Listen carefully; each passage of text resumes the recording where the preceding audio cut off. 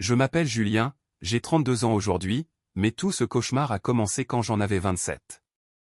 Pour vous situer, j'ai grandi dans une ville moyenne à côté de Lyon, le genre d'endroit où tout le monde se mêle de tout. Mon cousin Mathieu et moi, on était super proches en grandissant, on partageait la même chambre à chaque vacances en famille jusqu'à l'adolescence. Nos mères sont sœurs et elles faisaient en sorte qu'on passe tous nos week-ends et jours fériés ensemble. Mathieu allait épouser Chloé, qui habitait littéralement 3 maisons plus loin que nous. Sa famille avait emménagé dans notre rue quand elle avait 8 ans et moi 10, et le courant est passé direct entre nos parents. Vous savez, ce genre de voisins qui deviennent la famille. C'était nous. Les parents de Chloé nous gardaient quand les nôtres travaillaient tard, on faisait des barbecues tous les étés, ce genre de truc. Chloé était comme ma petite sœur. Elle venait me voir pour des conseils sur les garçons au collège, je l'aidais pour ses devoirs de maths, enfin on galérait plutôt ensemble si on est honnête, et je lui ai même appris à conduire sur ma vieille Renault Clio toute cabossée quand elle passait son permis. Paix à l'âme de ma boîte de vitesse d'ailleurs. Donc évidemment, quand Mathieu et Chloé ont commencé à sortir ensemble à la fac, tout le monde était aux anges, ça tombait sous le sens. Ils se tournaient autour depuis le lycée et quand ils se sont enfin mis ensemble en licence, la famille a crié enfin. Je n'exagère même pas, ma grand-mère a carrément pleuré quand ils ont annoncé leur fiançailles. On arrive au jour du mariage, le 15 juin 2019. C'était dans un joli domaine un peu à l'écart de la ville, rien de trop guindé mais bien plus sympa que le mariage dans le jardin de mon frère Nicolas l'année d'avant, désolé frérot mais l'histoire des toilettes de chantier c'était limite. J'étais l'un des témoins de Mathieu avec son meilleur ami Thomas, son coloc de fac. La matinée avait commencé normalement, j'étais arrivé tôt pour aider à tout mettre en place parce que c'est ce qu'on fait quand son cousin préféré se marie. Je portais un costume bleu marine qui m'avait coûté un bras, mais bon, les photos de mariage c'est pour la vie. J'avais ma boutonnière épinglée, j'ai dû m'y reprendre à 3 fois pour qu'elle soit droite, et j'aidais les gens à trouver leur place. Un couple de personnes âgées venait de me demander où étaient les toilettes pour la 3e fois, ils étaient adorables mais un peu perdus, alors je les accompagnais personnellement parce que je ne suis pas un monstre. C'est là que tout a basculé. J'entends un boucan derrière moi et avant même que je puisse me retourner, vlan. Je me prends un coup si violent que j'ai littéralement vu des étoiles. Je pensais que c'était juste une expression de film, mais non, de vraies étoiles. Mathieu avait déboulé avec Thomas et d'autres gars derrière lui. Il avait un regard indéfinissable, un mélange de rage pure et de blessure profonde. Il a commencé à me rouer de coups, pas juste une droite pour marquer le coup, non, c'était une agression sauvage. Je ne suis pas petit, je fais un m85 et je vais à la salle de temps en temps, mais Mathieu bosse dans le bâtiment et il était en train de me démolir. Pendant tout ce temps, il hurlait des trucs du genre « comment t'as pu » et « je te faisais confiance ». Moi, j'essayais juste de protéger mon visage et de comprendre ce qui se passait. Thomas et 2 autres témoins ont fini par réussir à le décoller de moi. À ce stade, je saignais partout sur mon costume tout neuf, encore un truc qui a fini à la poubelle, le sang ça ne part jamais vraiment. Mon œil gauche commençait à gonfler et j'étais presque sûr que mon nez était cassé. Le vieux couple que j'aidais était tétanisé, la dame pleurait, je m'en veux encore d'avoir gâché leur journée. Quelqu'un, je crois que c'était le gérant du domaine, a appelé les secours. Il voulait appeler les flics aussi mais j'ai réussi à dire non malgré ma lèvre éclatée. Même si je n'avais aucune idée de ce qui se passait, c'était Mathieu, on avait grandi ensemble, hors de question que je le fasse arrêter. J'ai fini aux urgences à quelques kilomètres de là. Le médecin n'arrêtait pas de me demander si je voulais porter plainte pendant qu'elle vérifiait mon nez. Spoiler, ce n'était pas cassé, juste une énorme contusion, même si j'ai encore une petite bosse aujourd'hui. Elle m'a donné une poche de glace si froide qu'elle faisait presque plus mal que les coups. C'est là que j'ai reçu le SMS. Vous savez, ces moments de film où le personnage regarde son téléphone et son monde s'écroule? C'était ça. Un message de mon père, mariage annulé. Débarrasse tes cartons du garage d'ici ce soir. Petit contexte, j'avais déménagé depuis des années mais je gardais des trucs chez mes parents, des souvenirs d'enfance, du matos de sport, des albums photos, bref tout ce qui ne rentre pas dans un appart de jeunes actifs mais qu'on ne veut pas jeter. Rien de vital, mais le ton du message m'a fait comprendre que c'était grave. J'ai appelé mon père direct, messagerie. Pareil pour ma mère. Ma sœur ne décrochait pas non plus. Le seul qui a répondu, c'est mon frère Nicolas, et tout ce qu'il a dit c'est le comment t'as pu faire ça à la famille, avant de raccrocher. Je suis assis aux urgences avec ma poche de glace, on dirait que je sors de 10 rounds contre Mike Tyson, et personne dans ma famille ne veut me parler. L'infirmière me lançait des regards pleins de pitié pendant que je tentais d'appeler tout le monde, elle devait me prendre pour un mec qui s'était battu dans un bar à 11 h du matin en costume. Finalement, j'ai décidé de conduire jusqu'à chez mes parents. Note pour plus tard, conduire avec un œil fermé c'est une horreur, je devais tourner toute la tête pour vérifier mes angles morts, je devais ressembler à une chouette détraquée pour les autres conducteurs. J'arrive devant chez mes parents, la maison de mon enfance, le pavillon typique avec sa peinture bleue délavée que ma mère promet de refaire depuis 5 ans. La voiture de ma sœur Léa est dans l'allée, avec le break de Nicolas et les voitures de mes parents. Super, tout le conseil de famille est là. J'entre par le garage, j'avais encore mes clés à l'époque, et je vais vers la cuisine. Vous connaissez ce sentiment quand vous entrez dans une pièce et que tout le monde s'arrête de parler net? Multipliez ça par 1000. Ma mère est assise au bar, mon père est près de la cafetière, Léa est assise sur le plan de travail comme quand elle avait 12 ans et Nicolas est adossé au frigo. Le premier truc que fait ma mère, c'est un hoquet de surprise, genre tragédie grecque. Mon Dieu, qu'est-ce que Mathieu a fait à ton visage? Et elle enchaîne direct avec mais comment t'as pu, Julien? Comment t'as pu faire ça à la famille? Ce passage éclair de l'inquiétude à l'accusation m'a donné un mal de crâne pire que les coups. C'est là qu'il me balance le truc, apparemment, j'aurais une liaison torride avec Chloé. Oui, Chloé.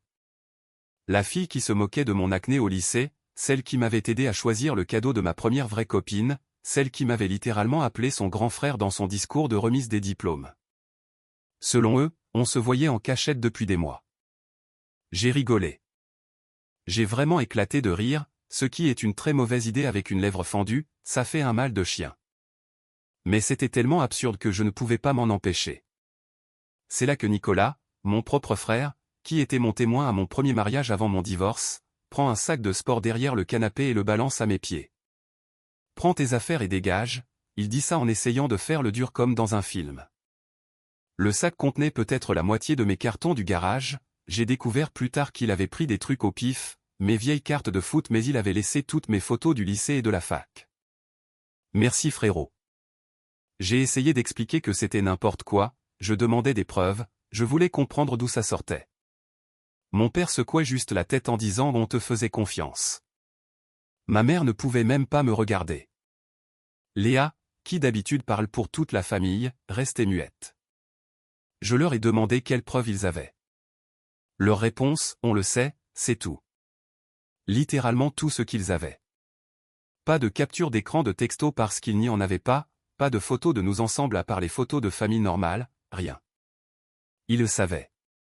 Le pire, c'est que ce sont les gens qui me connaissent le mieux.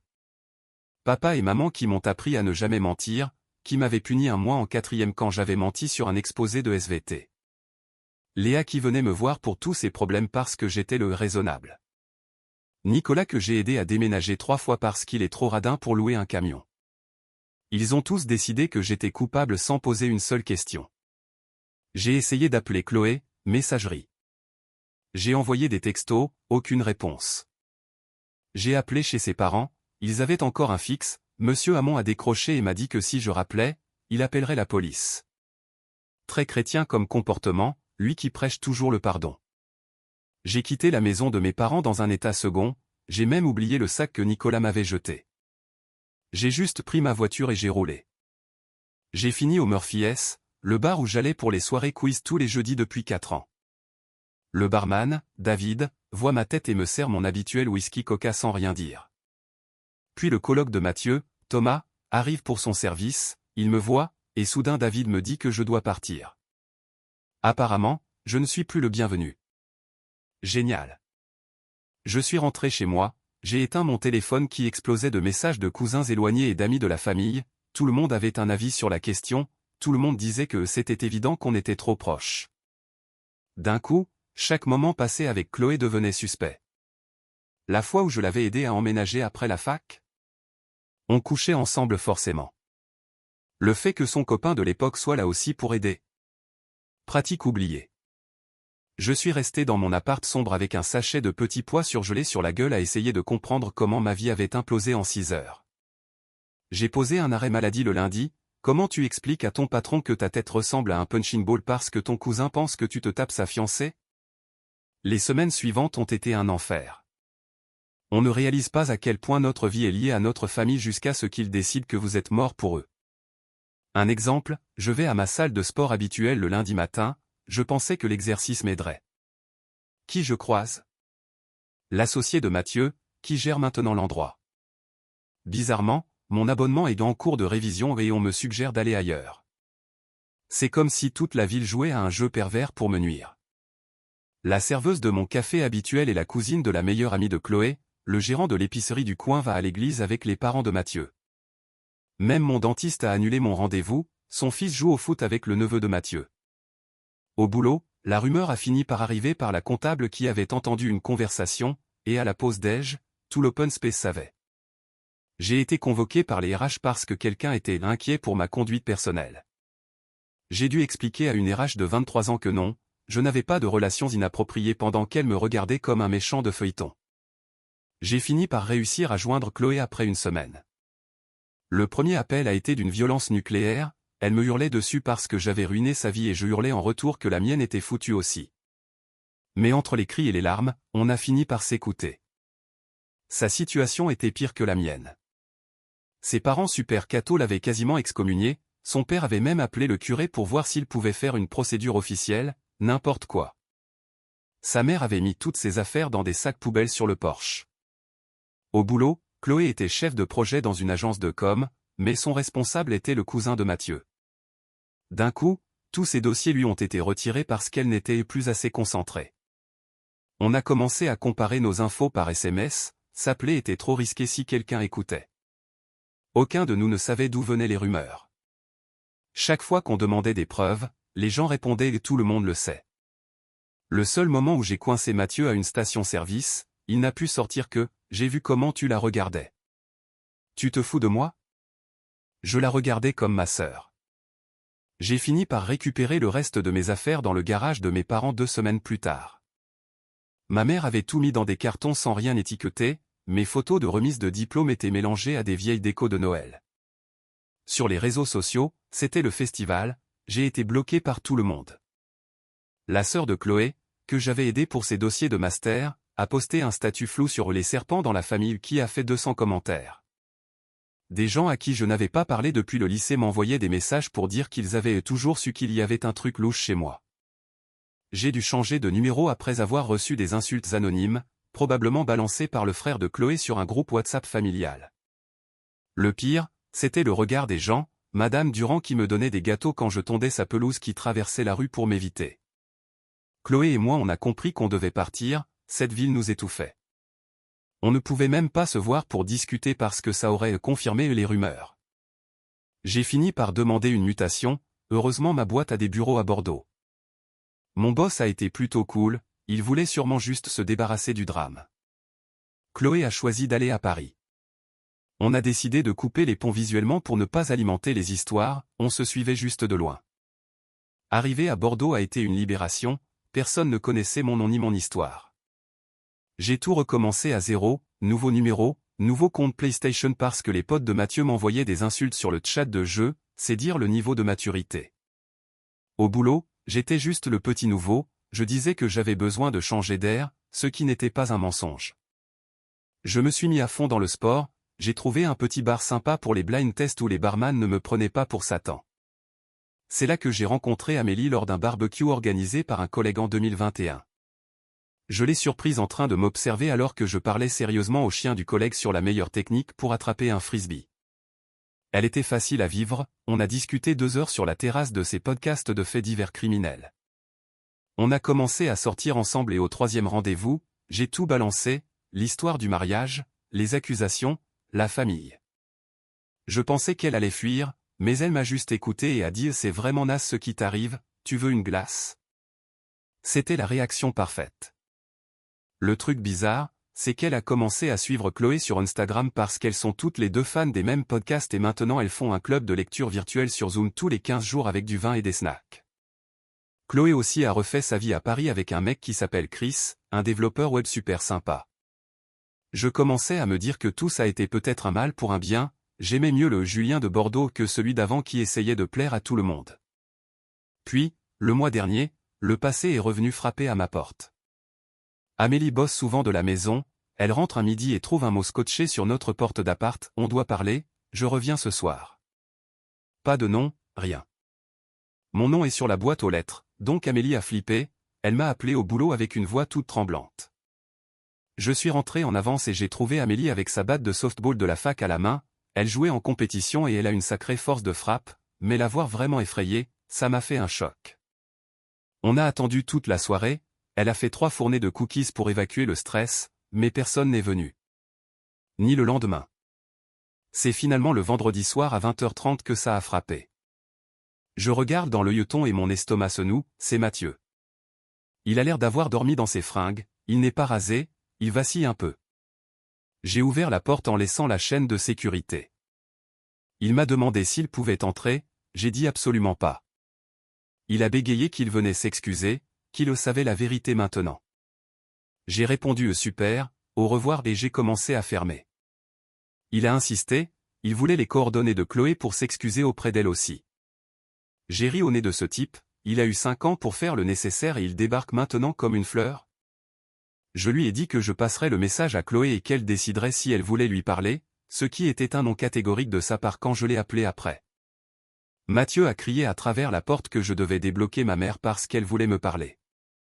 Amélie était en mode guerrière, elle a installé une caméra Ring dès le lendemain et a appelé son frère qui est flic pour se renseigner sur les mesures d'éloignement. J'ai fini par débloquer ma mère et je lui ai envoyé un SMS. Elle a répondu qu'il voulait que je revienne à la maison. J'ai répondu que j'étais déjà chez moi. Elle a fini par tout déballer par écrit, 2 ans après le mariage annulé, Mathieu s'est marié avec Élodie, une fille de sa salle de sport. Leur mariage a été un désastre, des disputes constantes, et lors d'une scène violente il y a 6 mois, Élodie a lâché le morceau, je n'ai pas détruit la vie de Chloé pour passer mon temps à entendre parler d'elle. Voilà.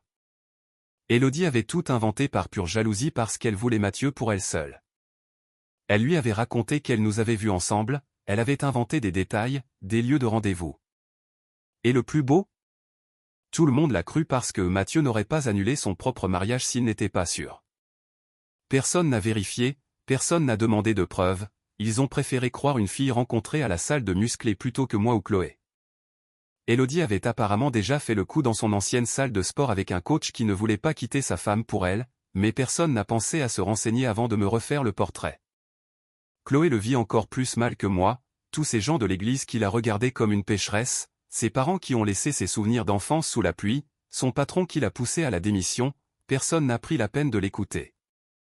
5 ans de vie gâchée, 5 ans de fêtes de famille ratées, 5 ans où on a raconté à mes neveux que leur oncle était une mauvaise personne, tout ça pour les délires d'une manipulatrice. Amélie m'a dit avec son humour habituel que ma famille était plus bête qu'un sac de cailloux et ça m'a fait du bien. Chloé a été plus radicale, ils peuvent prendre leurs excuses et se les carrer là où je pense. Le pire, ce n'est pas le mensonge d'Élodie, c'est la facilité avec laquelle ils ont tous basculé dans la haine. On a fini par accepter une rencontre, sous mes conditions, dans un café neutre au centre de Lyon. Chloé était sur Zoom via mon ordi, micro ouvert mais caméra coupée, elle voulait tout entendre sans voir leur tête. Ils étaient tous là, mes parents, Mathieu, Élodie qui avait l'air de vouloir s'enterrer vivante, les parents de Chloé, mes frères et sœurs. J'ai posé les règles, personne ne me touche, pas de culpabilisation religieuse, et si Chloé déconnecte, c'est fini. Élodie a avoué qu'elle aimait Mathieu et qu'elle pensait que Chloé ne le méritait pas, c'est tout, aucune autre raison. Mathieu a bafouillé des excuses pour les coups, mes parents ont essayé de me prendre dans leurs bras mais j'ai reculé. Ma mère avait l'air dévastée, mais je lui ai rappelé ce que ça faisait de voir ses photos d'enfance jetées comme des ordures. Le père de Chloé a commencé à citer la Bible sur le pardon, Chloé l'a coupé net en hurlant dans les haut-parleurs de l'ordi, « Tu as laissé mes affaires dans des sacs poubelles sous la pluie, ne t'avise même pas de me citer les Écritures. » Je n'avais jamais vu ce monsieur sans voix, c'était jouissif. Ma sœur Léa a pleuré en disant que ses enfants demandaient après moi, je lui ai demandé où était cette inquiétude quand elle m'insultait sur Facebook. Je leur ai dit que la famille, c'est censé être ceux qui vous font confiance par défaut, et qu'ils ont tous prouvé que leur amour était conditionnel. Chloé a conclu calmement, le plus triste, ce n'est pas qu'Élodie ait menti, c'est qu'aucun de vous n'ait pensé qu'on valait la peine qu'on cherche la vérité. Vous nous avez jetés pour des ragots. Puis elle a coupé la connexion. Fin du match. Mes parents essaient encore de m'envoyer des longs pavés sur la famille, mon père dit qu'il me laisse de l'espace, merci papa, seulement 5 ans trop tard. Mais Amélie et moi on a notre vie ici, j'ai une bague cachée dans mon tiroir à chaussettes pour la demander en mariage le mois prochain, ne lui dites pas. Chloé est heureuse avec Chris. Parfois, la famille qu'on se choisit est bien meilleure que celle dans laquelle on est né. Parfois, les choses brisées ne doivent pas être réparées. La meilleure revanche, c'est d'être heureux loin de ceux qui vous ont abandonné. Voilà, c'est comme ça que le mariage de mon cousin a détruit ma vieille vie pour m'en offrir une bien meilleure sans le vouloir.